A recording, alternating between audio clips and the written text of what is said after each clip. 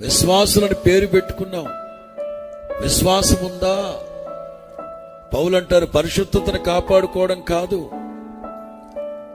విశ్వాస విషయంలో ఓడ బద్దలైపోయిన వారి వలె. విశ్వాసపు ఓడ బద్దలైపోవడానికి కారణం పాపం. ఓడలో దైవ సంబంధమైన ప్రతి దీవెన, నీ హృదయంలో ఆత్మ సంబంధమైన ప్రతి దీవెన, ఆశీర్వాదాలు, వరాలు ఉండొచ్చు.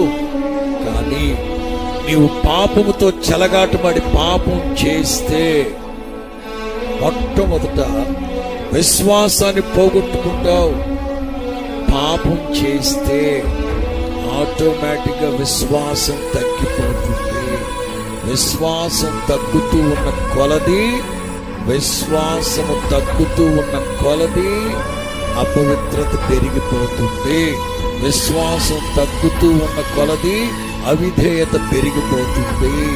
విశ్వాసం తగ్గుతూ ఉన్న కొలది అవిధేయత పెరిగిపోతుంది.